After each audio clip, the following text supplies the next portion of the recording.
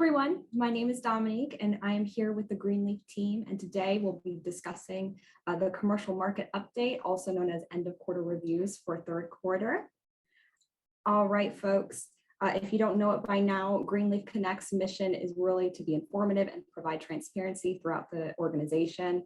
We host weekly live streams and private connect events on really anything from deal launches, quarterly updates like this one, market trends, so on and so forth. All right, before I pitch it over to our two hosts, really today, folks, we will be conducting a market overview. We'll discuss specifics in topics like occupancy, cash flow, reserve position, our value position and strategic direction. And at the very end, we'll be doing a Q&A session using that Q&A feature at the bottom of your screen. All right, without further ado, I will pass it over to our two hosts, Dave and Andrew. All right, thank you very much, Dominique. Welcome, everyone. Today we're gonna touch base on a little bit of what we talked about last quarter to see how things are doing. So we have a couple core points here. One is just 2021 so far, which we see a little bit of eerily similar stuff happening each quarter. We've got some forecasting stuff that we want to go over. We're always going to be talking about data and how we're utilizing that. We have our foot traffic data that we're really relying on right now, and then other points from COVID that are sticking around. So we think about these from this year. This is our favorite picture right now that I think most people on this webinar should actually know. We had a whole conversation about this. So it was a good 10 minutes. Oh, like a movie trivia to see if people actually know. This is a movie trivia question, so hopefully everybody knows where this is from. But as Andrew and I were putting this thing together, we kind of feel like we're going through a lot of the same stuff each quarter with what are the key points around stimulus, what does work from home look like, and how COVID became such a politicalized topic, from just the virus itself to masks and vaccines and working from home, not working from home. I like working from home. I don't want to go back in an office, or I really miss an office and I want to be there, and a team can't be productive outside an office. So, but these conversations have been happening. We talked about it for a year and a half now, and they're not changing. So unless there's some transformation in some type of spread or transformation in vaccination, it's going to be the same conversation. And I don't like saying this, but I sat my wife down and said, Janet, this is the new normal. I mean, this is going to be the foreseeable future for the next few years, and something transformational happens with COVID or with the spread. And I mean, it just is what it is. So how do we adapt in that situation? Yeah, and we're going to talk about some of the stuff that these three big things happened, and then it kind of going into COVID. We were looking back like 2020, and everyone had their own kind of forecast of what things were going to look like. And we call it the big forecasting miss because almost nobody was right. I mean, we certainly weren't right. We were expecting COVID to be bad for incomes and asset growth. And the chart we have up here is we go back and look at March of 2020, U.S. household income skyrocketed during this. Oh, and don't forget, Walmart and Target are now paying people $15 an hour, which they did not do pre-COVID. So that came out of nowhere too. And so the whole conversation about the minimum wage, it happened. Yeah, that was a big topic. It was a big topic, but all of a sudden it went away because supply and demand has said wages are going up regardless of what the minimum wage is. Correct. Yeah. So we see this, the thought of COVID coming, and all of a sudden we have this huge monetary stimulus, a massive shift in work strategy, constraints on consumption. We're like, hey, some industries like cruises and movies, like those are not happening, but people have all this extra money, so they're spending it in other locations. And just how, as a globalization with all the intertwined parts of the world working together, like really threw a wrench into what was happening. Right. And supply chain has some odd things happening. So I went and ate at a restaurant last week, and of all things, I asked the restaurant manager, how's his supply chain, and is he missing any food? And he said, mostly we're okay, but every once in a while, like we're short on to-go boxes, or of all things, he's short on straws. He said he actually had to go out of his way to find a place to find straws because he was literally out of them. Yeah. And his normal supplier didn't have them. So there's odd little things happening. And if you go into any type of Target or grocery store, if you walk down the aisle, you will see one little empty space on the shelf that is missing some whatever product, that one product is. whatever that one product is. And that's as that relates to our commercial business and especially our retail business, it's critical for us to understand and be seen like, hey, what things are happening so that we can, work through any issues that do come up with the tenants we have or the retail businesses as we're underwriting them and seeing what they're doing. In this chart you see here, this is just what dry shipping costs are. And again, we're not involved in any kind of port business. We're not distributing any materials. We're not doing any of that. But this is just an example of, prices went up 3x from the end of 2020 until now. So any business that wants anything, the cost of getting it here is becoming much more expensive. Right? And there's lots of then now constraints. We've heard all the news, like ports are all backed up, right? And we've got a picture of the LA port. It's like there's just stuff waiting. Oh, here's a good friend of mine is opening up a cafe right now, and he literally has told me he's following his equipment on a boat off the coast of California right now. And he's Watching it, yeah. He's watching it literally. Yeah. And it does impact us as we look at our, we'll go into our deals, but we've got deals that we've gone through renovations on. We'll touch base on those, on which ones that have been impacted from the supply side. This is another interesting point. 3 months ago, everyone was like, man, lumber prices are through the roof. And, we were thinking about that. It's like most of the lumber, a lot of it comes from here in the US. But then you still have transportation issues. You still have working issues with, are you in and out of mills? Are they working or not? So prices skyrocketed for a period of time this summer. And then now they dropped all the way back down. So it's another price point that we're seeing as kind of these three main decisions of stimulus, how we're working, and COVID have rippled through all the economies globally. We have these kind of uncontrolled spikes in various sectors of the economy.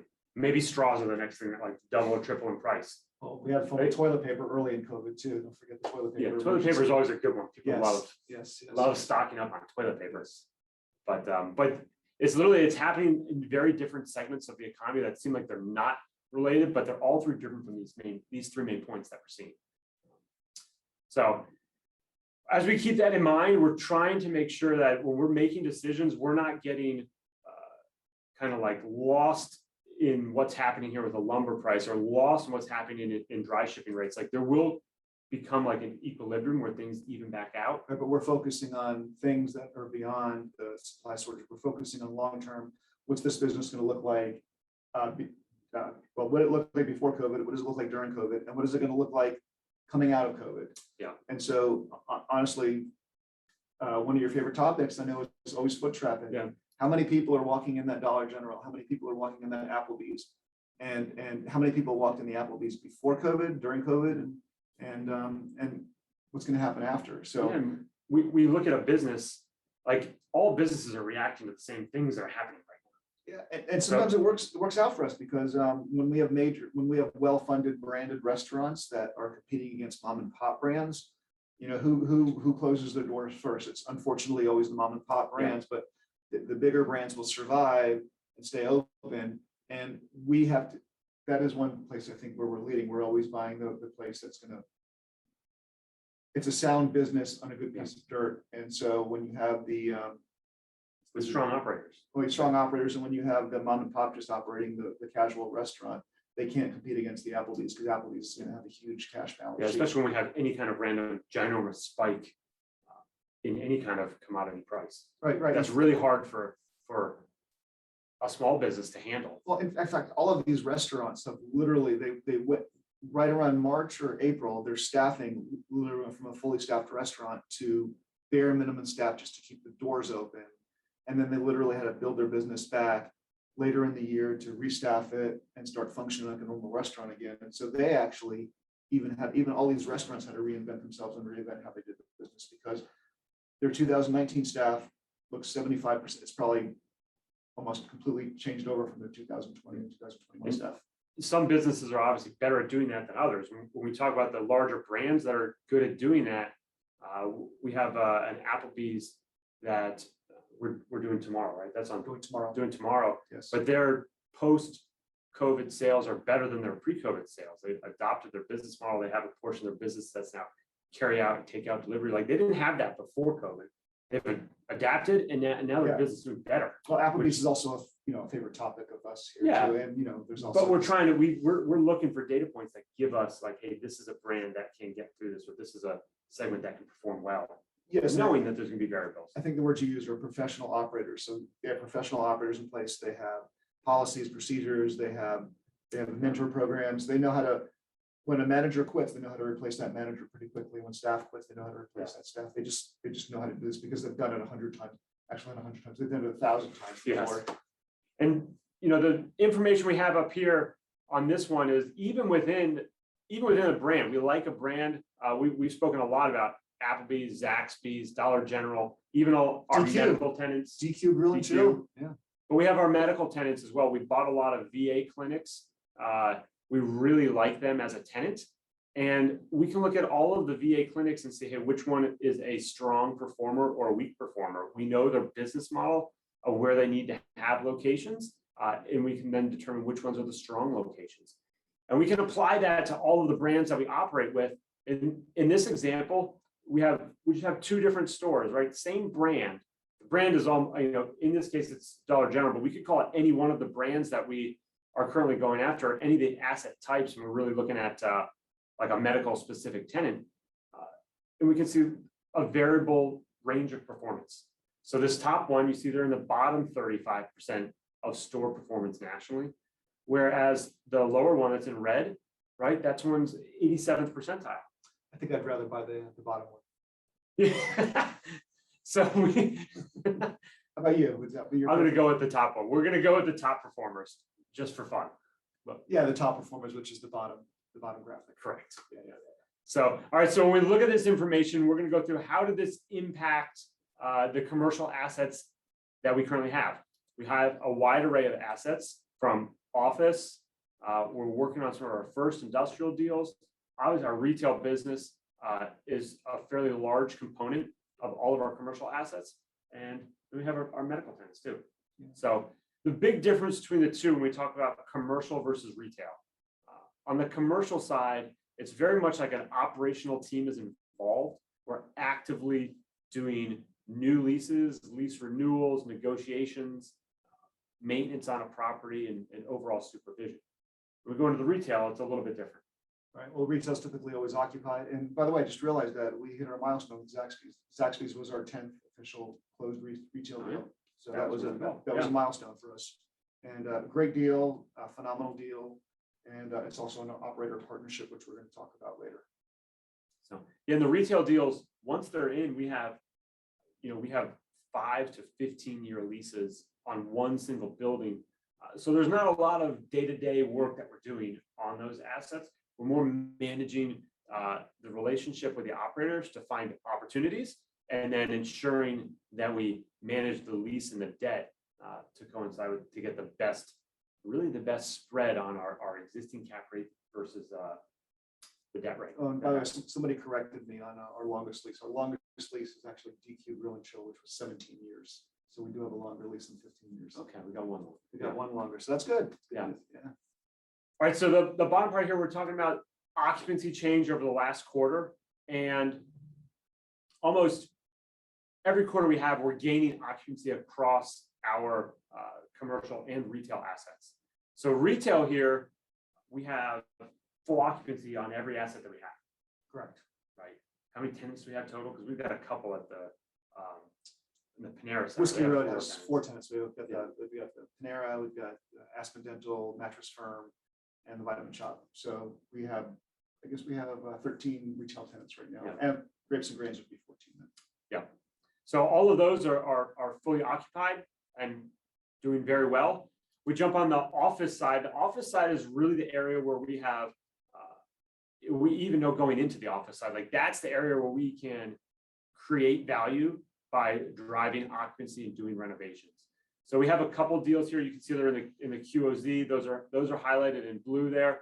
And then we have Parsons, which is it's a big medical facility. We just have 2 vacant spots. But here we have Lupton and 1500. Those are the 2 QOZ deals. The Station, Johnson Square, and Crossing are all office deals that we have been actively leasing. We had a good amount of lease activity this quarter for the Station. it's kind of one of these, it's steadily improving every quarter, but we're also signing 500, 1,000, 2,000 square foot leases. So we are not signing a 20, 30,000 square foot tenant, just immediately see that occupancy jump up to 95%.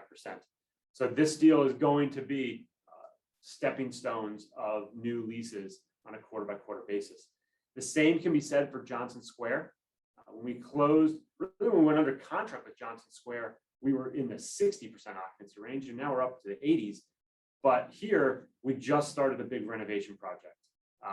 We had this in the works as we were closing that deal, and now we're fully redoing the outsides of these buildings to up that kind of curb appeal. And we have a lot of HVAC work and mechanical work that we're doing on the remaining vacant spaces. The only other one we have on the medical side, we have Parsons that has 2 vacant suites. And then we have 6160 Peachtree, which we actually just signed a spine center that's moved in there, like a physical therapy spine center. So that was our latest medical lease that we just signed with them. So we bought that one at about 40% occupancy, and now we're up to 60% occupancy as we sign new medical leases and move them in. So everything else we have is very well occupied. You can see that almost all of our assets are 100% there. So it's very exciting. It's pretty good. And for retail, your father loves his checks every quarter too. Yeah, Every time I see him. As we jump into kind of what our cash position looks like, right? It's like if we have occupancy and we have cash, that means we're able to make distributions on a quarterly basis. Yeah. Everything we're trying to do is cash flow driven. We are trying on every deal to ensure that we get to a point where we are able to make quarterly distributions. The retail's really been leading the charge with that. Yeah, so retail is the most reliable. Well, I don't want to say this, but one of the more We're reliable. not knocking players. anything else, but they're Yeah. very reliable. Because basically the quarter after closing, investors are getting a check. And what happens with retail or all the triple net deals is the income stream is going to be a very reliable income stream from a professional operator. So we know the variation in a triple net deal is going to be a lot less than the variation like in a Parsons or a I mean, there's only one station. tenant and they've got a longer lease, and right. And literally you can map it all the cash flow out. And like for a Dollar General, you have somebody you pay to mow the lawn.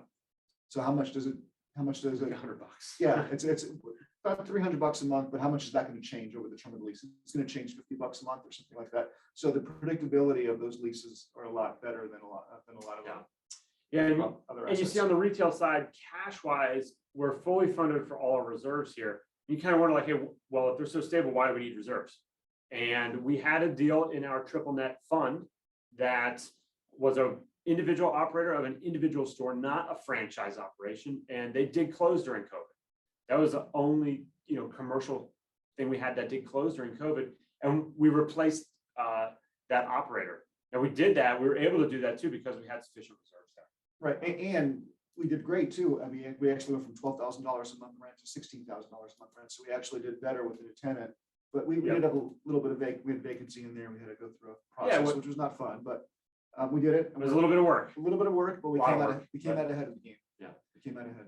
Then you see our other assets, again, kind of going to the QOZ on the office side. If we're over there, we have 2 deals that are basically fully funded, right? We have TVTC and we have the Crossing Center 2, which we just purchased. These are all fully funded. The QOZ deals, those are the big renovations. So they have not tried to earn up any of their reserves. And then you see Johnson Square, and we have a number 35% here. And it's like, well, what the heck's up with that? I thought we closed with the right amount of cash and we were ready to go. But here, as we get into a renovation project, we're always trying to minimize the amount of debt that we have to use. So we're starting the renovation project and spending current cash, knowing we will do a bank draw to get us to our reserve amount. We don't want to draw too much. So we'll draw just enough that we can be at our reserve thresholds appropriately. But when we're going through a renovation, that ebbs and flows as we do our work and have to pay our vendors. So there we see that our reserves are below our target, but we're in a good spot because we're using that right now for CapEx. Now, in the middle, the big chunk in the middle, this is all medical related tenants that are in the center here. This has really been the focus of our commercial side of the business, is finding these medical tenants that we can do a couple of things with, right? One, we're looking to see if there's spots that we can buy with some vacancy and add tenants into it. We were able to do that with the 6160 Peachtree deal. A lot of these other deals, they already have their long-term lease. They have a long way to go on them. So MNG and 1824 Hillendale, which is a VA clinic in Raleigh, you see it shows that their cash is below 100%. And that's because when we went into 1824, we had a lot of CapEx that we're doing, and we have started doing the bulk of that work now. So now we're looking at a cash position where we're spending cash to make sure we complete the CapEx that was required. Everything else on here, when you see it's at 100%, that means they're making a distribution. And we lumped all the retail ones together because but those deals are all at 100% and making distributions. We carved out Grapes and Grain on the right-hand side here. This deal did go through a big renovation. So it's now going to a point where it's got to work up its reserves. Now we've already done our refinance. This store actually opened last week. So it's very exciting, and we're pumped that they're open and working. We did our refinance already, like I mentioned. So And it made the news too. it did, yeah. Made the news, You know, it's 24,000 square feet. It looks incredible. We're going to get some other videos out of what that store actually looks like. But right now we're working on building our reserves and then starting our distributions. We'll be able to do that as we really finalize the construction. We have a little bit of sewer work there left to do, but other than that, the deal is open, operating, and that was really our first retail deal that we took from nothing, fully renovated it, and got a new tenant in there. So it's kind of proving the case that we can do that even on the retail side, And that, just like we've done over the years in the apartments and mobile homes and everything. that literally, the store was it was full of, I don't know how you would describe it, but just full of antiques and full of, it was a hoarder's warehouse. It was nuts. It's every time we find a new opportunity, most of the time other people look at them and like, what the heck is that? It was, And everyone on our team gets all excited because we're looking around and it's quite a crawling sight. through things. They're like, It's what quite are a we sight. finding? Yes. So it's been a very unique deal, but it's been fantastic. And we're very excited about where it's at now. But from a distribution standpoint, so all these deals that are fully green, those are ones that are distributing. So we send out our quarterly update yesterday that all of you should receive the email with this presentation here. This is giving you a look at like all of the deals that are green. Those are all the distributions that are going out. When you receive your quarterly statements, you'll see all the distribution amounts tied to each specific deal that's here. The ones that are yellow, those are the ones that they're going to have more details that we just kind of went through on why they're not making a distribution, which would be something like Johnson Square, where we're doing the big CapEx work right now. We're painting all of the buildings and doing all the mechanicals right now. So at that point, we're like, wait a minute, we don't want to over send out or overspend. We want to make sure we stay on track. And that's where we have the yellow line, and you see that we're not distributing on that specific deal. Okay, we're going to jump into just what our opportunities look like for the rest of 2021. So we really have these 4 core segments of the commercial retail, business that we're operating. We have our medical and our retail. Those are the bulk of what we've done.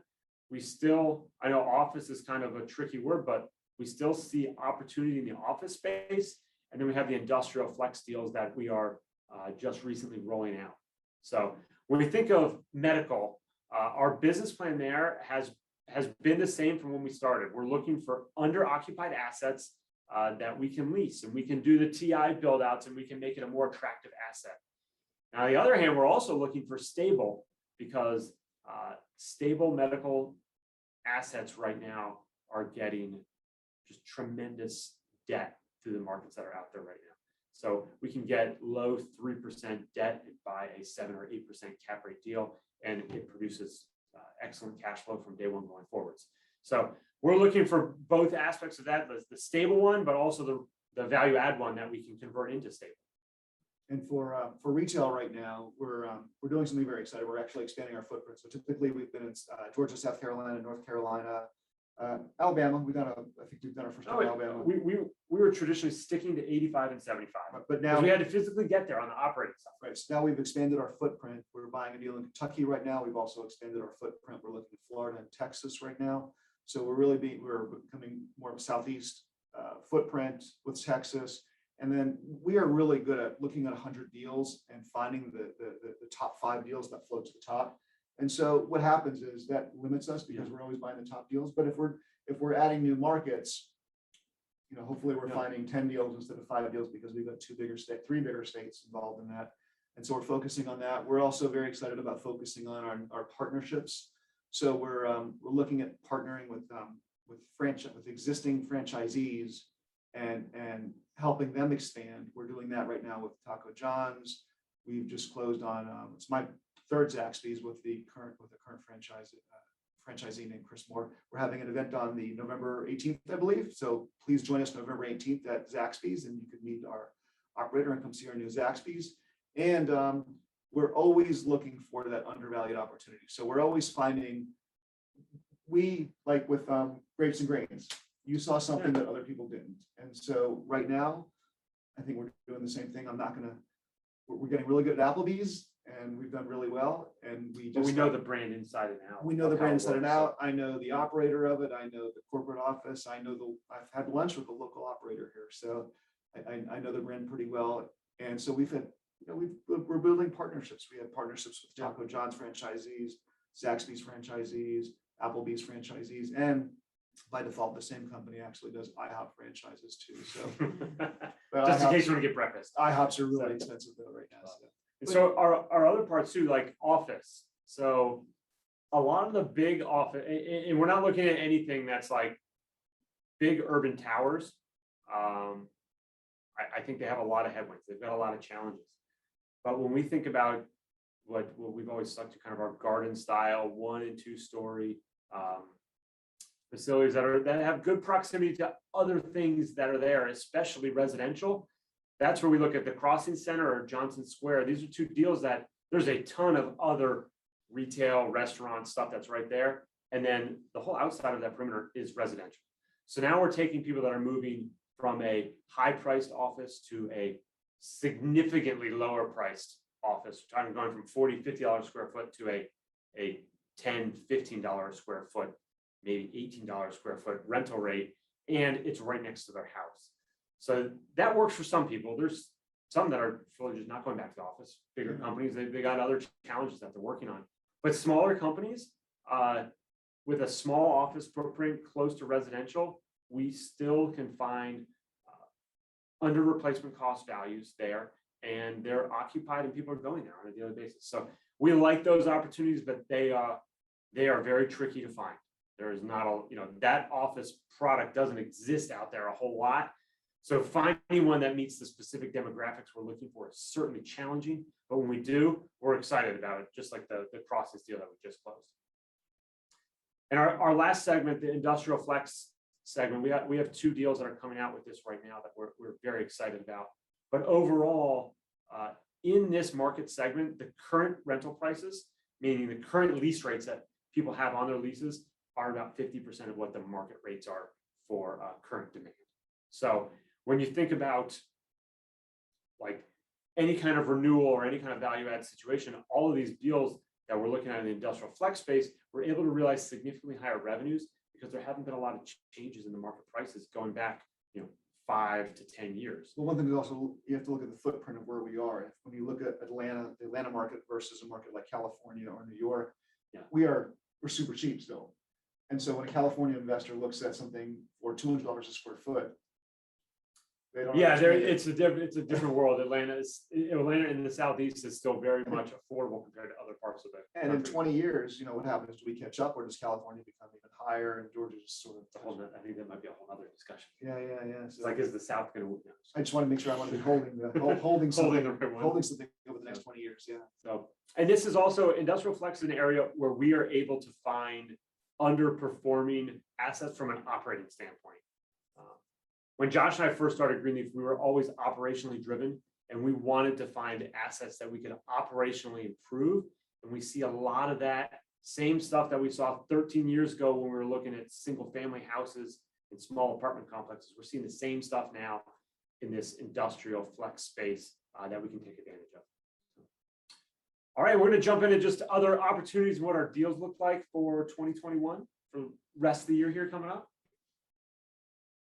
So we have, is it the Taco John's? that's the Taco John's on the left. Top left. Yeah, so we got that coming out. We have a little bit of room left in that, and that's our first franchise partnership with this with a two young franchisees. Yeah. They're doing great. They're going to be their 10th unit. And I just spoke to him a couple of days ago or a week or so ago, and he said he's actually looking at more deals right now too. So we might have a second taco There we John's go. coming. Yeah. And this is our first deal in Kentucky also. So we're expanding our footprint to another state, which is very exciting. Family Dollars in the middle. I think we literally have about 2 or 3 positions left in Family Dollar. This is about to close out, and surprisingly, these are all going to close around the same time before the end of the year. So these will be. Yeah, we still have lots of stuff that we're sneaking in before 2022 comes And upon us. our Applebee's went absolute bonkers yesterday. We closed it out in 4 hours, which was really. And these other 2 deals you see in the middle here, one of these, the one in the middle left there, that's what our industrial flex typical deals look like. You've seen a 1-story brick or block, like big center block, basically construction is the main exterior. Then in the center of the screen here, we have what looks like it looks like a city in itself. And this is a very large deal that we've been working on in Chattanooga for almost a year. And that deal is going to be coming out soon. And we have lots of government and medical tenants across almost 300,000 square feet. And I believe 11 different buildings that are in this complex that are all right next to each other. They're all the tenants that we want to see. And we've been able to put together a bunch of them into one deal, which we're super excited about. For us to find deals like that, they take a long time. They're challenging to find. It's kind of like everything out there right now. But we are pumped about this one just because of the quality of the tenants that we have there. And that'll obviously, the better tenants we get, the better debt that we're able to get, and the better the cash flows look. And since Dominique put this in the slide, I'm assuming I'm allowed to talk about it now, but we just we signed an LOI literally over the past few days on a new Applebee's in the Metro Atlanta area. Once we get under contract, we will let everybody know. But if you're interested in that, send your interest to Dominique, and Dominique can pencil you in for something. But that literally is, and that's also from a partnership from a local franchisee also. So we know we know the operator of that Applebee's because they operated the last 2. Yeah, and that's how we want to, that's how we're going to grow the business. Yeah. So you keep finding the best value deals that we can. So, all right, we're going to turn over to Dominique now. She's going to go through a little bit of what our next schedule looks like, and then we're going to jump into questions. All right. Thank you, Andrew and Dave, for sharing your insights with us and a sneak peek on the remaining 2021/2022 opportunities for you all. Before we dive into that Q&A, we do want to remind you of our end of quarter schedule. Yesterday, the quarterly newsletter was shared with you via email. Friendly reminder, by October 29th, your 3Q commercial and multifamily recordings will become available to you via email. And on November 2nd or early next week, your property investment overviews, as well as any applicable disbursements, will be available to you. All right, I will kick it over to Natalie to begin our Q&A discussion. Thank you, Dominique, and thank you to everyone who submitted questions. We also want to remind you that you can continue to use the Q&A feature at the bottom of your screen to submit questions as we work through those. As long as they're easy, only easy questions. Oh, no, we want some hard ones for you. First, are we seeing any non-paying tenants or an increase of those due to COVID-related reasons? Well, I think the best example we have of that is what happened last year with our Edgewood property, where we had a single, actually I wouldn't even call it a mom and pop, it was a single operator who just couldn't figure it out. He couldn't figure out COVID, and he also had some other stuff going on. But Edgewood was closed. We took possession of it, cleaned it up, and got a new tenant in it. And as far as other retail tenants, we did do some early COVID concessions. Everybody was making deals. We would do a little bit of free rent. The banks would defer the mortgage payments for a few months. But in the end, everything caught up, and we are out of all the COVID concessions. In fact, one of our properties, Charlie's, we're still collecting an extra $1,700 a month because they're paying back the COVID concession right now. And yeah, we haven't had any additional delinquency or any payment related issues due to COVID or business performance. The only thing we've had is we've had some M&A activity with some of our tenants. Doesn't affect occupancy, but it's interesting to see as places are being basically purchased and rolled up, but they're keeping their leases and keeping their location. So we haven't had any delinquencies related to COVID or anything. And I'd say it's pretty easy to say that March, April, we were all trying to figure out what we're doing, and we tried to write the course, and we figured it out. We moved forward, we changed strategy, and our strategy is working right now. Drive-throughs are amazing, and we We have a focus on Dollar Generals, drive-throughs, partnerships, and so we're focusing on everything that works pre-COVID, during COVID, and it should work post. There's no reason for it to work out. Yeah, and on the medical side, they're relatively busy right now. So all medical is pretty much busy. Yeah. And then our small offices, they're performing well and people are there. And we're excited about the industrial flex stuff because it's being very heavily used right In now. fact, we actually watched the medical prices go up during COVID. So we were buying medical early on when medical was a little Yeah, bit and less. then And then right now, literally, we're watching it doing the same thing apartments did, where the values are getting too high for us to. Those deals Yeah, that it's are getting floating harder at and the harder to top, find deals. Yeah. yeah, they're hard to find those deals. Yeah. Given lower interest rates, which properties, if any, do you plan to refi in the coming months? None for retail, as far as I know. Yeah. But how about? On the commercial side, most of the commercial, really the medical tenants, one of the best components of the value there is that we're able to get such good debt going into. So we don't really have assets that we're trying to advantageously refinance to pull out equity or lower debt rates at this time. But we're going to keep an eye on it, and we're always doing like an assessment of what does the deal look like, and is there an opportunity? So we don't have anything currently that we're targeting to do that with. Our next question is a two-part question.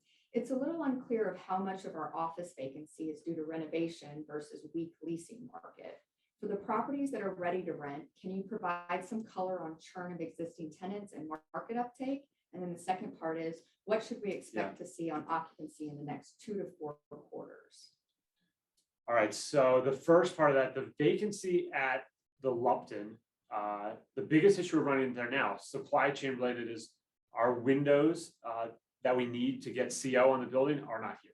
Are your windows on a boat off the coast of California, or they're being built locally? We're a little confused where the windows are, but it's been taking a while on the windows. We have everything ordered and we're just waiting on delivery, but that's not going to be until January now, is our latest update for that. So that vacancy is due to renovation. The 1500 North Graham asset, that vacancy, we just finished our exterior and interior build outs there in the past really 3 weeks. That ended at, we finished at the end of the third quarter. And now we're in negotiations there right now with the medical tenant to take some of the space. But that vacancy was primarily due to not having a CO that anyone could move into, therefore. We have that now. The other parts, when we look at Johnson Square and the station or Crossing Center 2, each of these have vacancy in them. None of it is currently related to renovation work. So the station, we had spaces we had renovated, and our target there was to get $16 a square foot. We're getting more for our classic space. We're getting $16.50, $17 a square foot for classic space. So we're seeing gains in the classic space, but we have this renovated space that we can't lease. There's not a lot of demand for that.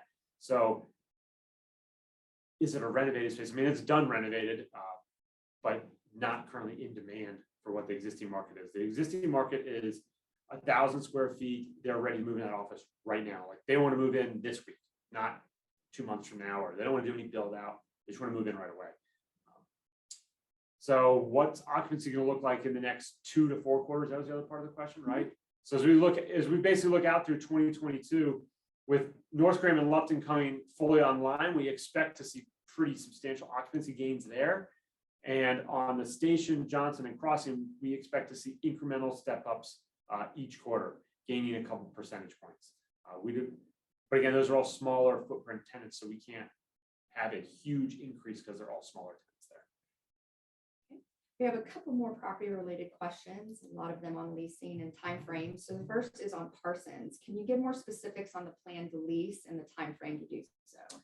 So we have two vacant suites at Parsons, and there we have an agreement with the listing broker to do the leasing specifically focused on medical tenants.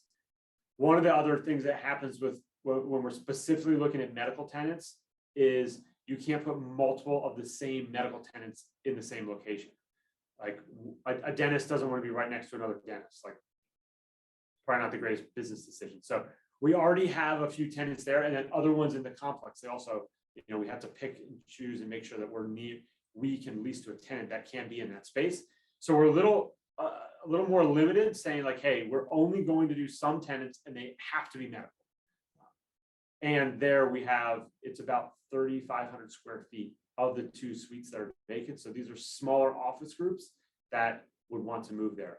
We've had success with, like at Johnson Square, we have one of our parcel tenants that also went over to Johnson Square, at least space there. But that space with the medical tenants is all done through broker relationships. We don't do any of that leasing internally. So our time frame from that, while we're putting out the way that we see to attract more tenants, that is really offering larger TI packages and the commission packages to speed up the demand. And that's currently what we're doing at Parsons. Great. And are there any potential leases in the works for Johnson Square? In the works right now, I don't know exactly off the top of my head on that one, but we always have LOIs that we're negotiating. So we're going through multiple phases with it. One, it's like we get a report every week of how many people have just looked at, right? So we do that part. And then is there an LOI negotiation? And then is there a contract negotiation for a lease? We don't have any right now that are in that lease negotiation phase, but we do have tours happening and we do have LOIs that we're going back and forth on, but not a full lease negotiation right now. And regarding the station, since Classic is in higher demand, are you still considering moving the Greenleaf corporate office to the open space to open the Classic to lease? Yeah, it's a little bit of a shuffle. So when we purchased the station, Greenleaf, we moved our office here and we took 3 office suites that we're currently operating out of right now. And we figured, hey, we'll just take the Classic stuff that's there, kind of the same mentality that people were trying to lease to, but we just took our 3 vacant spaces that we could fill up, and we did the other renovation space, and now we could rent the space that we're currently in a lot easier than the renovated space. So we're going to move to the renovated space and then release all the spaces that we're in at that higher rental rate, which we're pretty excited about. We know that will do an immediate boost to occupancy. We're able to do that. We plan to do that in the first quarter of 2022. The last submitted question so far is probably one for Dominique. Can you update us on when to expect the call for funds for 2300 Lake Park? By Friday. This I week, will be Friday? sending, yes. We will be issuing our official call for funds this Friday with wiring instructions included. And I believe funds due early November, mid-November. I'm going off the top of my head, but all of that will be included in the communication to you delivered by this Friday. Wonderful. Well, we will stay online here for a few more minutes in case anyone has additional questions. In the meantime, we want to thank everyone for all of your great questions. And of course, we want to thank Dave and Andrew for sharing these commercial updates with us. As we wrap this up, just a friendly reminder that quarterly reports and applicable distributions will be sent early next week. And we'll turn it back over to Dominique now to review our upcoming live stream schedule and investor events. Yes, thank you all. This completes our end of quarter reviews for commercial and our multifamily portfolio. On the 11th, we do have a new deal overview for Covington Flex scheduled, and live stream registration details will be sent to you as soon as those become available. This is a friendly reminder to join us for our Greenleaf Investor Forum rapidly approaching us. All are welcome to attend. And if you are local and think that you can just join us for our evening reception or welcome dinner registration. Within the registration link, you can select specific activities that you are able to attend. Well, thank you so much for joining us today. Don't forget to check out our Greenleaf Connect YouTube channel for all of our recorded live streams, with this recording being made available to you by the end of the week this week. This concludes our broadcast. We certainly thank you for joining us today, and we hope to see you on our upcoming live streams, hopefully tomorrow. All right. Everybody have a great day, and we'll see you soon. All right. Thanks, everyone. Have a good rest of the day.